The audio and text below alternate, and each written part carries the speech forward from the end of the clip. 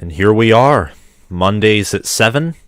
We missed you this past week, but here we are right now, talking about Alabama, the SEC, the Big Ten. More importantly, though, the college football playoff, as that is what concludes college football, and it's what college football is mostly about. When it comes to at least the postseason, that's what college football is all about. And a little bit the New Year's Six Bowls, but mostly the college football playoff. It's the postseason with a little bit of New Year's Six Bowls, but mainly focused on the national championship aspect, and then the regular season, the top 10 matchups, the rivalries. That's really what college football is all about. And here we are. It is week 11, and congratulations to the world of college football, because Clemson and Alabama have been effectively eliminated from playoff contention. There would need to be insane chaos for one of them to make it. And even if that insane chaos happened, there would be no guarantees. They no longer control their own destiny. They don't. Clemson and Alabama, the two of them might be out of the playoff. Both of them, at the same time, excluded from the playoff for the first time ever in the college football playoff. Zach Scout, indeed, Michigan State won, and there will be a video on that. I apologize about the reaction videos being delayed. This weekend was busy. Today was busy, but I'm going to try and get Michigan and Michigan State out tomorrow. I might even combine one of them I might combine both of my reactions to their games into one video, because both wins were, I think in my opinion, both wins showed something. They either reinforced elements about the programs or they taught us something about the programs. And I'll just sum it up in a few sentences for each. What we learned from Michigan is that Michigan plays the best second half college football that there is. If college football was only played in the second half, Michigan would be number one, and it might not even be close. The problem is, where is Michigan in the first half? We are still looking for them. For Michigan State, it's really what this boils down to is that Mel Tucker, this win proved he's still a good coach, because it's just road win against a ranked opponent. The defense is just gashed. It's been gashed all year with injuries. This time it was suspensions. Defense held Illinois' offense, who isn't a world beater, but they're efficient, in my opinion. They're, scrappy. They got a great running back in Chase Brown, and the defense was making plays. They forced a fumble. They held Illinois to 1 of 6. On fourth down, they made a goal line stand. And I think that it's a good win for Michigan State. And now Michigan State's very much realistically, they'll probably go 6-6, beat Rutgers and Indiana. The Penn State game is closer to a 50-50 game, in my opinion, than people want to admit. And Michigan State could finish with a winning record after starting out 3-5, which would be, fantastic for Mel Tucker and company. And I, as a Michigan fan, since Michigan's already beaten the Spartans, I wouldn't mind to see them go and win out. Go win out. Go 8-5. It's actually, freakishly enough, it's possible. And then for Michigan again, J.J. McCarthy, his play, he really has adapted and molded himself into the Jim Harbaugh playbook.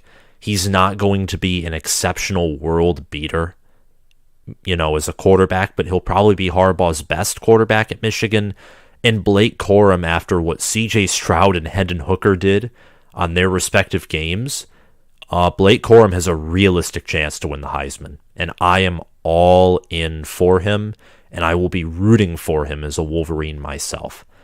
Let's check the chat, and then we'll get into the actual meat of the live stream. Hey, what's up, Grant? How are you doing? Go Chaos, I agree with you, amazing. Michigan performs tests in the first half to make the adjustments in the second half to dominate. Their second half adjustments are phenomenal, and I think that this defense is better than last year's. And, ESPN's FPI, which we'll get to in a few minutes, there are some points where ESPN's FPI is, completely inaccurate, off the wall insane. For Michigan over the past 2 years, I think it's been pretty accurate. It's been scarily accurate. Michigan's defense last year was not top 10 in efficiency, but the offense was. This year it's the opposite. And judging by the play, yes, Michigan's offense and Michigan's defense, I would even say, has overall more raw talent. But last year's Michigan offense, with the fact that they didn't have as good running backs, their offensive line was worse. I mean, every portion on the offense except tight end was probably worse. And yet they still did their business, and they scored 42 on Ohio State. They had tons of yards against Michigan State. They scored 21 on a great Penn State defense. And this year, Michigan's offense, despite having more pieces, really stutters in the first half in ways that frustrate the crap out of me. But in the second half, the offense is great. And in not just the second half, but the defense is great too in the second half and in the first half. $10. Thank you, Jaxo23. Bama and Clemson will not reach the playoffs. Oh boy. We're going to get into how overrated Bama is, because Bama's a disaster. They're 7-2. They lost to LSU by 1, Tennessee by 3, and both were on the road. And I will say that ESPN's FPI they don't punish teams for losing close games on the road. They don't. But you look at the other games that Bama has won that are really close, and this Bama team is just incapable of blowing anyone out or controlling any game, in the fashion that you would want them to control the game. Zach Scout, I wanted to say GG for that game, and I can't be sadder to keep my $20 in my life. Yeah. Sean, how about LSU? Listen, Brian Kelly has guts. Brian Kelly has a mind, and he put it to work. He has his locker room. You know the talks about Florida State and how the locker room was, he was losing the locker room after that game. I mean, he has gained the complete confidence of that locker room with that 2-point play. LSU has not won against Bama in Tiger Stadium since 2010. Which was, the last time that Alabama had 3 regular season losses. So take from that what you want. But let's talk about Alabama. Listen, key statistic, humorous meme statistic of the day. J.J. McCarthy has a better passer rating than Bryce Young. J.J. McCarthy has a better passer rating than Bryce Young. That's the memed statistic of the day. And that in itself should describe the situation at Alabama pretty perfectly, because Alabama has for several years had the more modern offense than Michigan. They have more talent at QB than Michigan does. They're more, they just have more raw overall talent on offense, in theory, than Michigan does. And they have Nick Saban as their head coach, which adds bonus points to any staff member on his team. And yet, Alabama's only blowout wins are Utah State, UL Monroe, Vanderbilt, Mississippi State, and Arkansas. They handily beat Arkansas, and at the same time, Arkansas was at one point, very close. Very close, only down by 5 in the third quarter before Alabama really finished them off and opened it up in the fourth. They've beaten no one great. Mississippi State is honestly their best win, 30-6. That was their best win, and even that win was not the prettiest of wins. The best teams they've played by a mile are Tennessee and LSU on the road, and they lost to them. And in both of those games, Bryce Young was outplayed at quarterback by Jaden Daniels and Hendon Hooker. And in both of those games, the opponent team with far less talent in the rushing department had the better rushing attack. Alabama's defense isn't physical. Their run game, they have Jahmyr Gibbs, Jahmyr Gibbs is a lot like TreVeyon Henderson. And granted, I have not watched a lot of Alabama football, so correct me if I am wrong. But to me, Jahmyr Gibbs is a lot like TreVeyon Henderson. He's a fantastic player. And what he did at Georgia Tech, in a certain sense, proves what I'm saying to be wrong, because if you're a great running back under Jeff Collins' Georgia Tech, you have to be able to find holes on your own and have an element of power to you. But Alabama's run game is a lot of boom and bust. It really is. Like, the entire Alabama offense, to me, seems to be very hit and miss. And the defense seems to be the exact same thing. They have so much talent. And in theory, according to 24/7 Sports, they did so well in the transfer portal. Well, Tyler Harrell's nowhere to be found. Jermaine Burton is nowhere to be found. I think Tyler Steen was the offensive tackle from Vanderbilt. I have no clue how I remembered that. Alabama's offensive line is horrible. They can't protect Bryce Young. Run game is hit and miss. Cameron Latu, their tight ends and quarterback is probably the best position for Alabama on offense, most consistent and best. On defense, Will Anderson's good. Eli Ricks is their best secondary player. But outside of that, this defense that, has generational talent on it. Like, this defense, if this defense was maximized, they would be one of the greatest defenses of all time with the raw talent they have.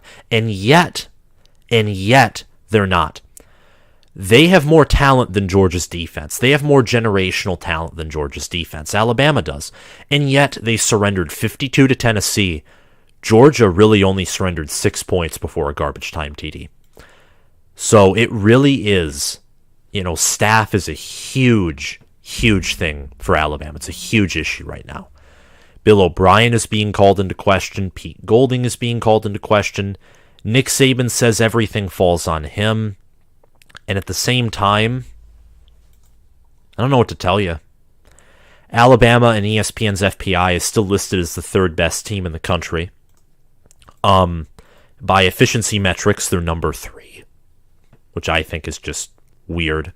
And that shake is due to me being cold. That shake that you just saw, but pretty similar to the shaking feeling that the entire Alabama roster had in Neyland Stadium and Tiger Stadium. They cannot take noise. They can't take adversity. Alabama supposedly is the 9th most efficient offense and the 6th most efficient defense. Let me tell you something. If a defense, or rather not tell you something, but ask a critical question. If a defense that surrendered, they're not even top 15 in points allowed per game. And they've only faced really one great offense in Tennessee. Every other offense they've faced has been marginal or average, including Texas, who was without Quinn Ewers for that game. But you play the game regardless of injuries and so on. If they're the 6th most efficient offense, that's just saying they don't really have talent on defense and they don't have a lot to work with. Like, they have 5 stars and 4 stars. What are you telling me, that they're the 6th most efficient offense in the country, making Jaden Daniels look like a Heisman caliber QB? And, you score 49 points on Tennessee. You lead them at the end of the game with a defensive score. And yet they beat you, and they hang 52 on you for one of the only times that Alabama's allowed that many points in history. Oh, Jackso23, another $10. Thank you.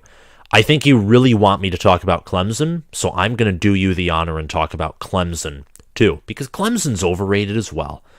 Dabo Swinney is making his QB situation worse by taking DJ out and putting Klubnik in twice.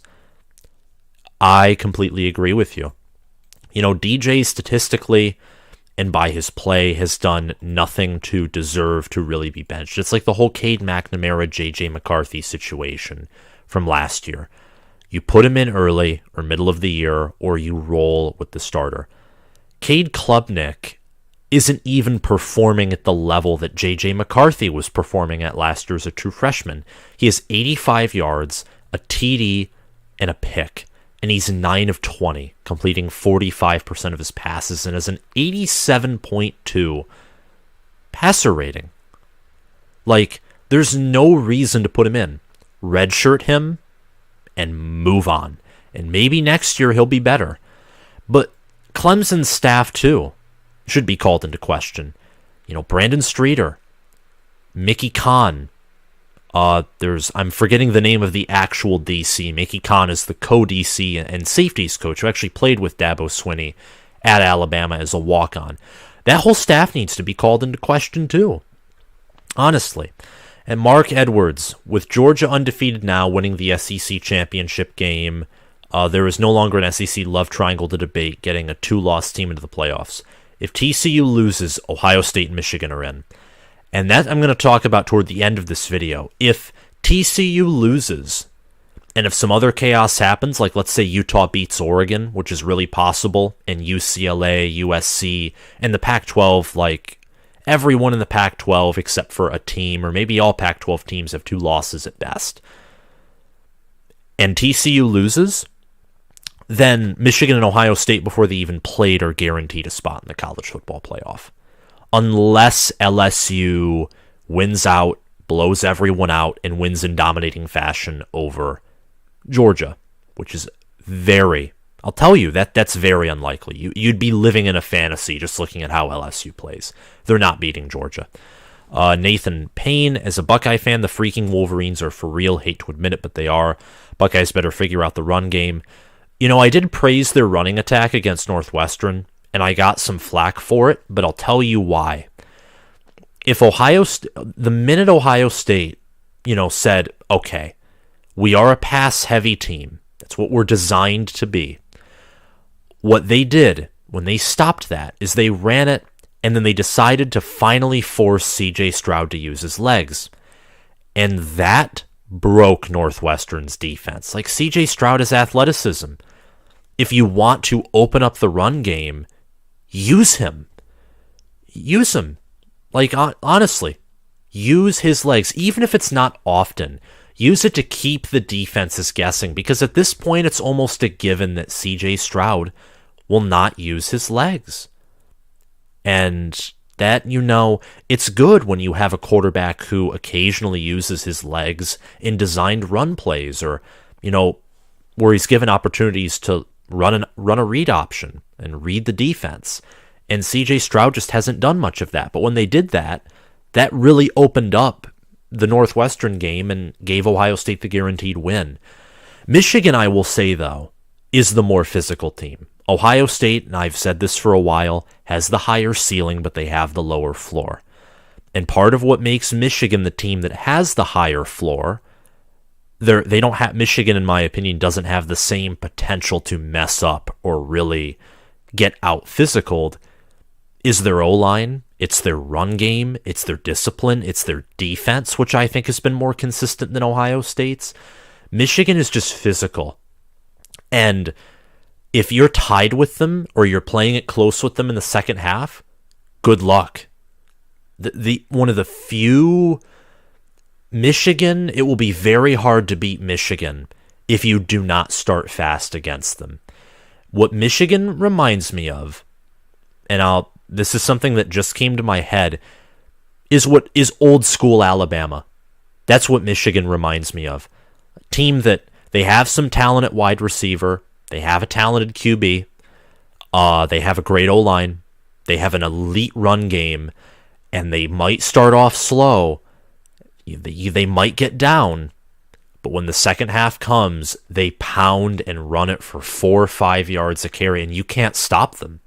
And there's nothing more terrifying than a team who that they're going to run it, and you can't stop them. There's nothing more terrifying, because then they control the game.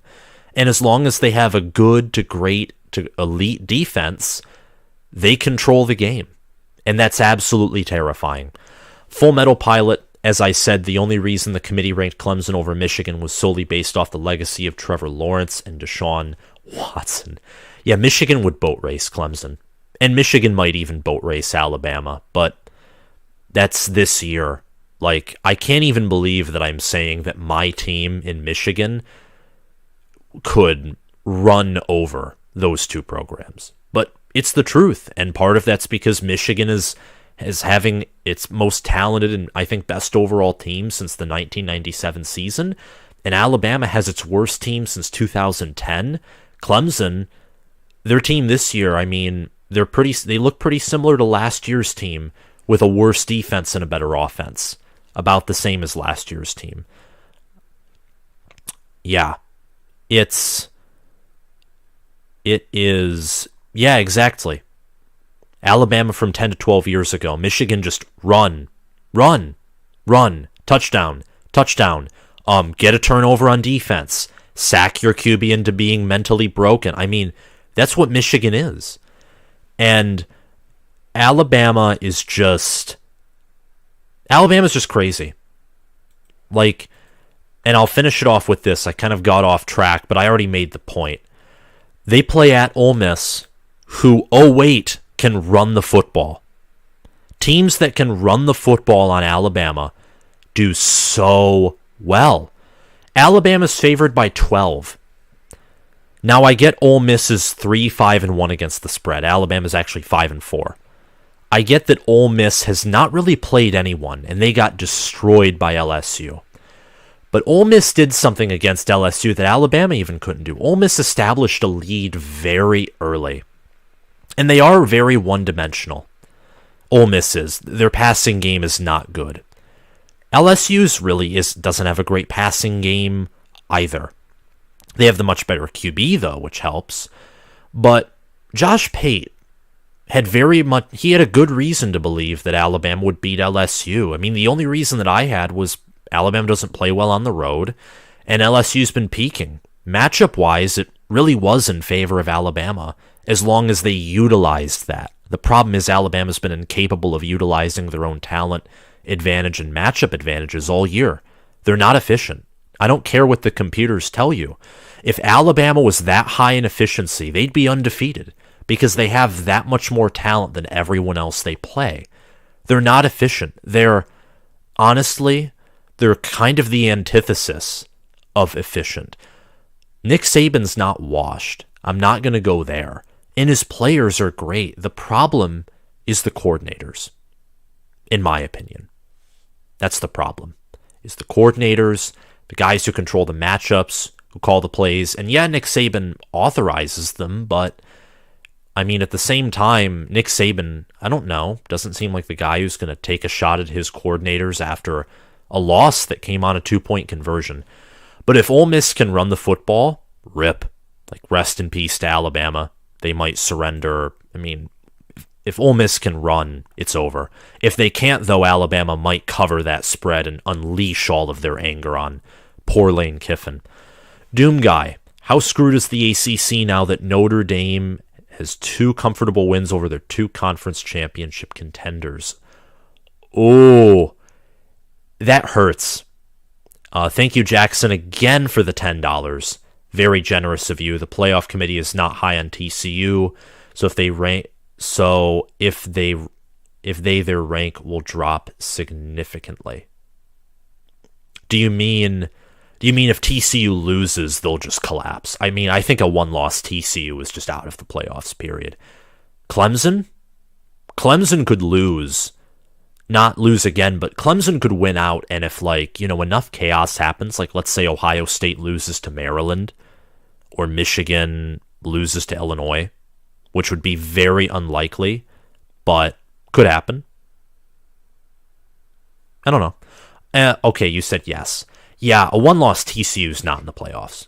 They'd lose too late, and the committee hates them. The committee is just so biased against TCU, and they're so biased toward Bama. The computers are too. And half of that's because past success. The ESPN's FPI takes in tons of things into account, and Bama is just... they're Bama. And you know what? I have them at 12th in my poll, which we'll discuss toward the end of this video. But yeah, Roger Hayes. I think Ohio State and Michigan can both be 11-0 and 2-3 when they play. I think that's exactly going to be the matchup. It's going to be like 2016 instead of two 10-1 teams. It's going to be two 11-0 teams, which will make the game even greater. And Georgia, they play at Mississippi State and at Kentucky. They'll probably be undefeated, but those two teams have a pulse. So I'm praying that Georgia loses one of those games so that Michigan-OSU is a 1v2 matchup.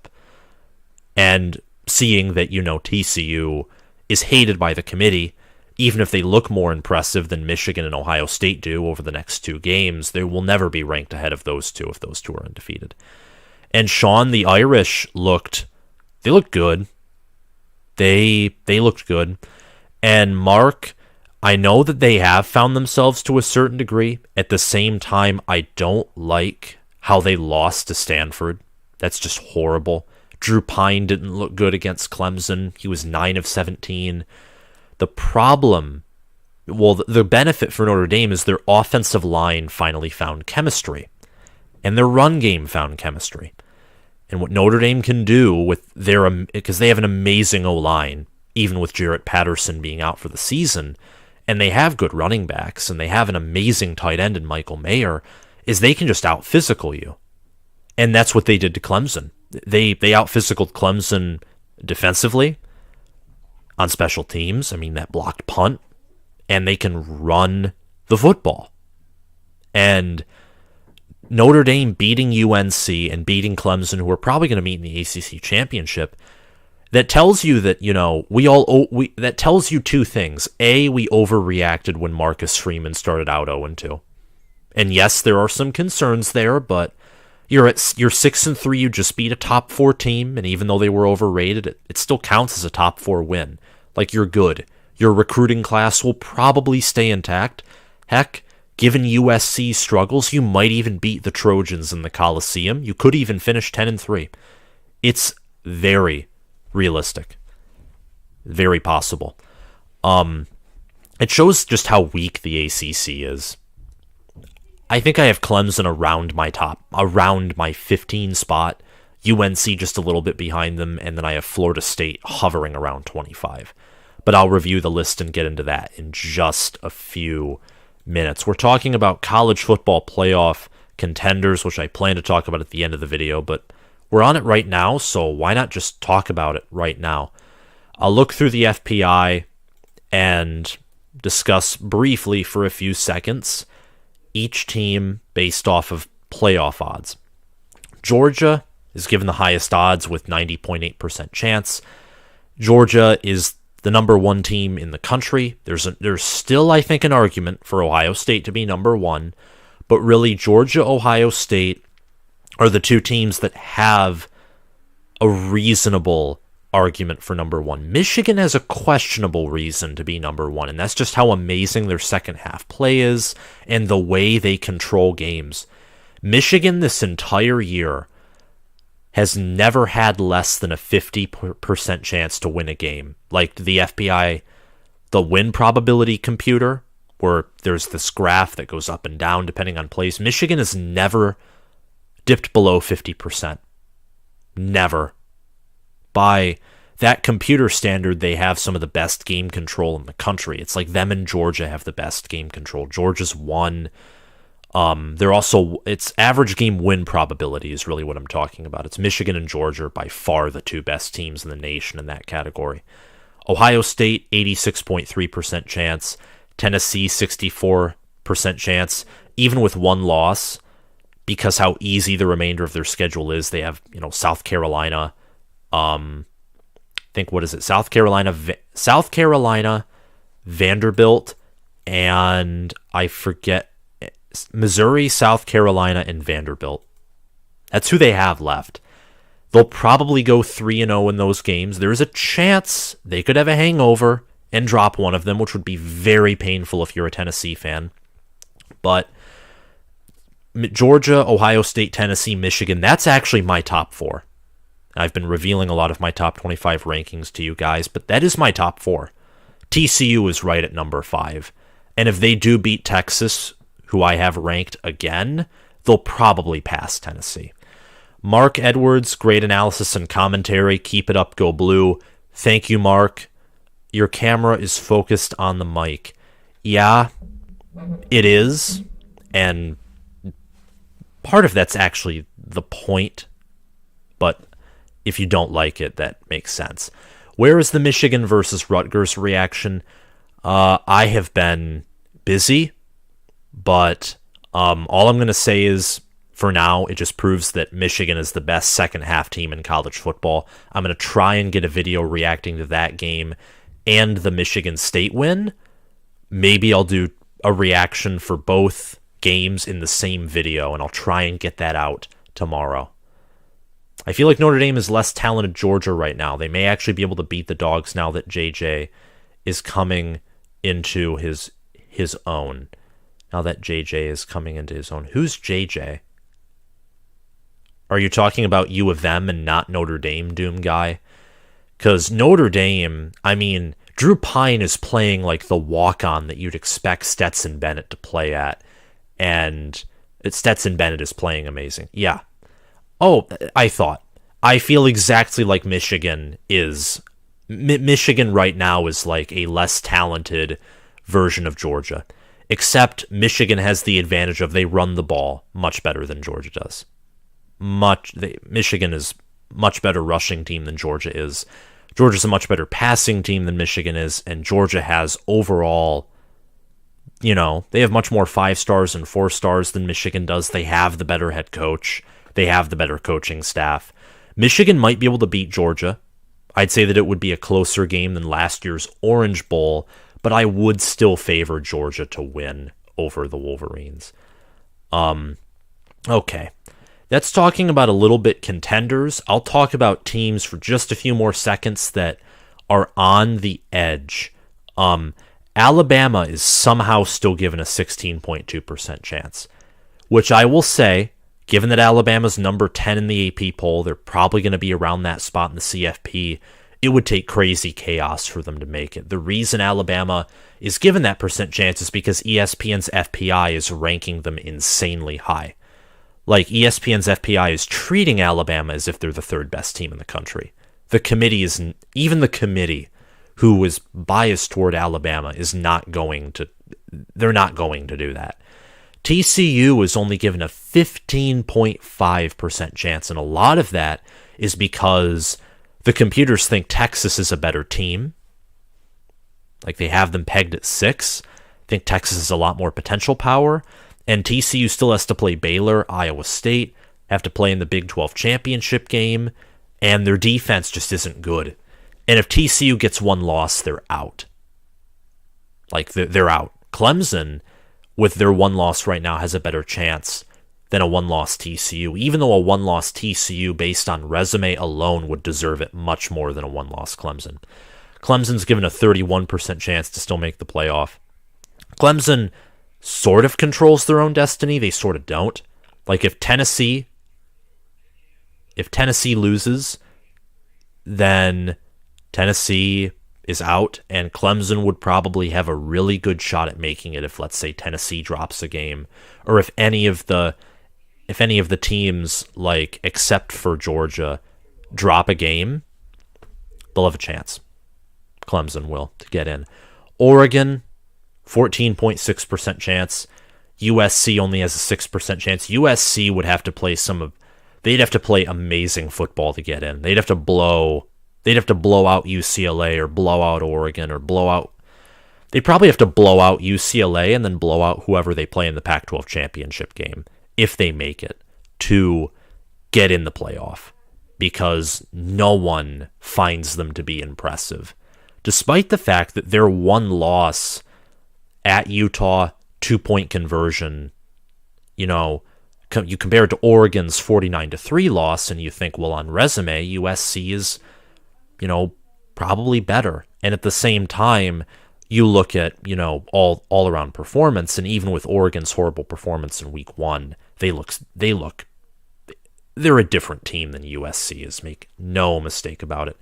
And then finally, LSU. Every other team after LSU has less than a 5% chance to make it. LSU is the only 2-loss team who I think has a chance to make it.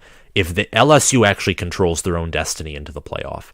If LSU wins, well, undefeated Georgia makes it, undefeated TCU makes it. Well, Georgia in that scenario would have one loss. LSU controls their own destiny for the playoffs. If LSU wins out, which is I think is next to impossible because of Georgia, but if they win out, they'll get in. They'll get in at 4 or maybe 3. Look at Auburn. Look at Auburn in 2017. They were ranked number 4 or number 2 in the college football playoff rankings with 2 losses. If LSU wins out, they're a lock for the college football playoff. And finally, let's talk about my top 25, and we'll end this video. Thank you guys for being on here. Really appreciate it. It's been a tiring Monday, but this stream so far has been one of the high points of my day. Amazing. Even if TCU gets in the playoffs, how do we know they get blown out when they face bigger, tougher teams in the playoffs? TCU would have their best chance at beating a team like, let's say, Tennessee. If they get matched up with Tennessee, who's very familiar with TCU, that would be their best chance. I think TCU, with their defensive flaws, and the fact they would get smoked by Georgia or Michigan or Ohio State, because those opposing defenses would be tougher than any defense TCU has faced, and those offenses are so physical. Georgia and Michigan's are physical.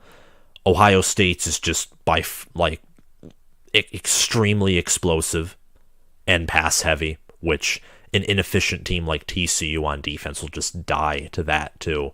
They'll get picked apart. If TCU wants to, not get humiliated in the playoffs, Tennessee would be their best bet. And that would be a game where TCU would be comfortable.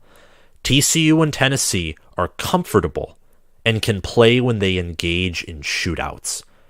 When you slow the tempo down, when you force them to take up TOP, and play defense. If they only have to do one, if they only have to take up TOP or play defense, they can do it.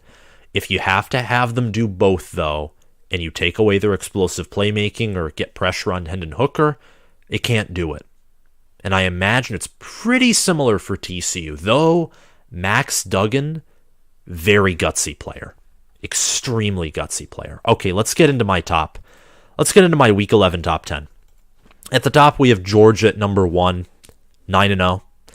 At number 2, I have Ohio State at 9-0. I actually have a ranking system called the Bias-Free Index. I take my own top 25, and with a bunch of other power metrics, I bake that all in together, and it spits out a number assigned to each team that I have ranked in my top 25, and that I create a top 10, top 15 list based off of that. And Georgia and Ohio State for this week's Bias-Free Index, where my rankings make up about a fourth of the ranking. Everything else is ESPN efficiency metrics, FPI metrics, simple ranking system rankings, also points per game and points allowed per game. Ohio State and Georgia are actually tied for number 1. Like, it really is those two teams at 1A, Michigan at 1B, Tennessee, TCU, I'd say heck even Oregon at like tier 2, and then the other teams at tier 3, so on, so forth. Ohio State at 2, put them below Georgia, not because of their performance against Northwestern. I said I wouldn't penalize them for that, but because of the way Georgia made Tennessee look like a very inferior product. Michigan at 3, in my opinion, the most physical team in the country. The issue is that first half and red zone errors, but they're the most physical team in the country, I think. If college football was purely determined by running the football, trench play, physicality, Michigan would be number 1. The problem is the offense. The problem is really what's always been the problem in the Jim Harbaugh era. Modern offense with elite play calling. That's Michigan's problem, and that's what holds them back in the first half And then their offensive coordinators, they make better second half adjustments, and Jesse Minter makes elite second half adjustments on defense. Tennessee at number 4, they got shellacked by Georgia, but I still think they're the 4th best team in the country because A, it was in Athens. They had like 130 decibel noise, and Georgia played outside of maybe that Oregon game, and probably they played their second best game of the year. And seeing how Oregon outside of UCLA's played, they might have played their best game of the season. Georgia might have played their best game of the season. Only time will tell, seeing how Oregon does against Utah, Pac-12 championship opponent, and whoever they play in their bowl game, and also to see how Tennessee does. Georgia played one of their best games of the year, and I'm not going to severely penalize Tennessee for that. Tennessee's still one of the best teams in the country, and the reason they're ahead of number 5 TCU is because Tennessee's defense at least can be competent at points. TCU's the classic Big 12 team. TCU is like Lincoln Riley's Oklahoma, except they have not yet suffered that one random loss to a random Big 12 team, whether that's Kansas State or Iowa State. TCU has yet to play Iowa State, which I was telling someone today, don't discount them, and they were saying Iowa State's trash, but I'm saying don't discount Iowa State against a team like TCU. Just don't do it. But they beat Kansas State, partially because both Adrian Martinez and Will Howard got knocked out. Oregon at 6, fantastic team. Still in the playoff conversation. They've looked amazing. They've looked elite outside of week 1. That's really the only thing that's preventing them from being ranked higher, is that week 1 performance and the fact that their defense looks questionable at times. Utah at 7, UCLA at 8, USC at 9, LSU at 10. Utah is ranked the highest out of those 4 teams, and they have the least chance of making the playoff, but I genuinely think that Utah, really because of Kyle Whittingham and his staff and Cameron Rising, I think that they're Utah's a physical team. They're probably the most physical team in the Pac-12. They just, they're not uber efficient, and they don't have as much talent as USC does or as Oregon does, and they don't have the same modern offense that UCLA does. But Utah's very physical. I like that about them. I love Kyle Whittingham, that tight end room, and the staff, and Cameron Rising. And I think they're good. They have a real good chance of walking into Autzen Stadium and beating Oregon. They have a really good shot at that. UCLA, Dorian Thompson-Robinson and Zach Charbonnet, amazing offense, no defense.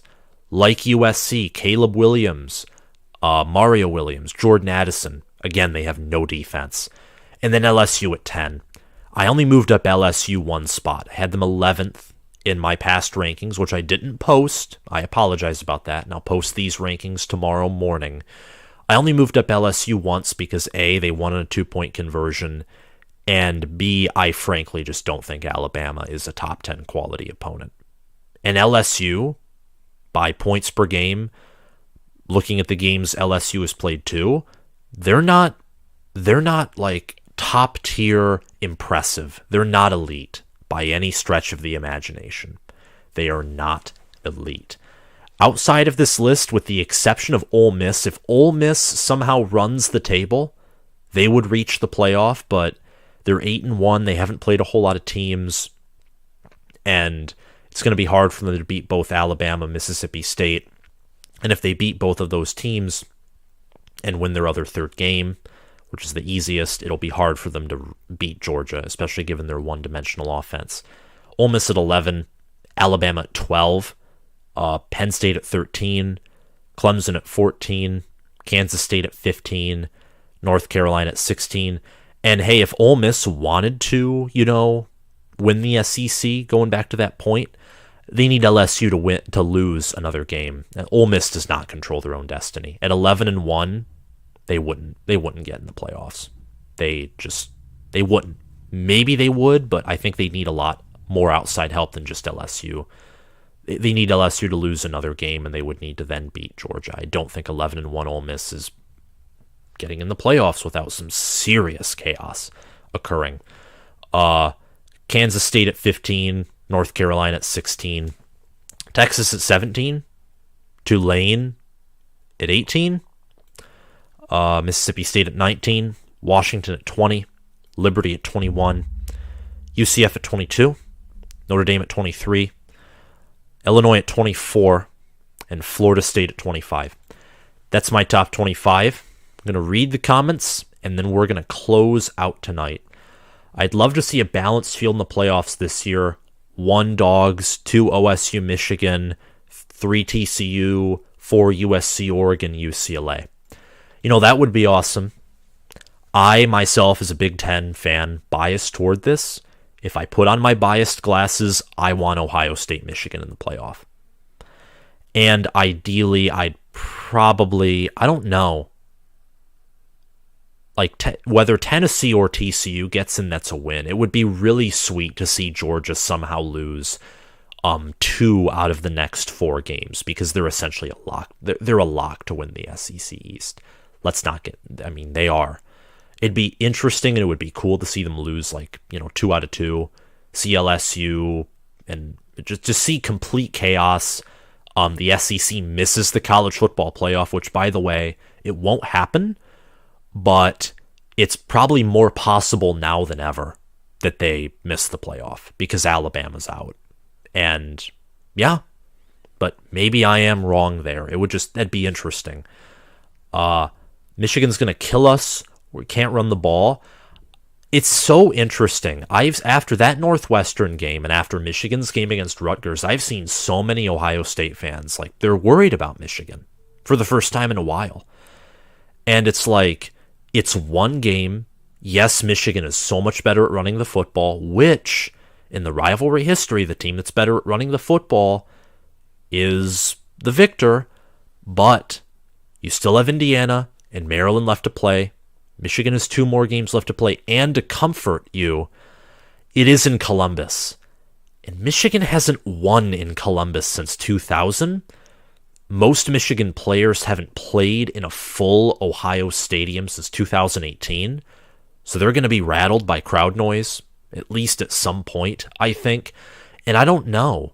There is that compelling part where, on one side, Michigan hasn't won since 2000, but the other side, Michigan's that much superior at running the football, and both of these things are X factors. The run game goes heavily in Michigan's favor, the recent record of the series and the fact that it's in Columbus, and the fact that Ohio State has more talent and, in my view, still has the better head coach. Those things go in Ohio State's favor. So who knows? I think it's going to be a close game. I think it's going to be a very close game. I could see either team winning it, though. I think Michigan and Ohio State are very close together. On a neutral site, it'd be hard for me to choose. It would be very hard for me to choose. If Michigan was at home, I would pick Michigan to win. Ohio State at home, I'd pick Ohio State to win. Neutral site, it would be 50-50. And honestly, my heart and mind would tell me I would pick Michigan 50-50, which means they should be ahead of Ohio State in my top 25. So maybe as I think about this more, maybe when I actually post my top 25, you might see the Wolverines ahead of the Buckeyes and some other moves, but you also might not. Thank you all for watching, guys. Good night, amazing. Thank you all for the $32, the high comment engagement. I really, really appreciate it. Thursday, I think I am going to not have a stream, but I think I'm going to go live with Corn Crazed instead at a later time to preview Nebraska, Michigan, and talk about the 2 football teams. More updates on that later in the week. Thank you, guys, and I will see you around. Bye.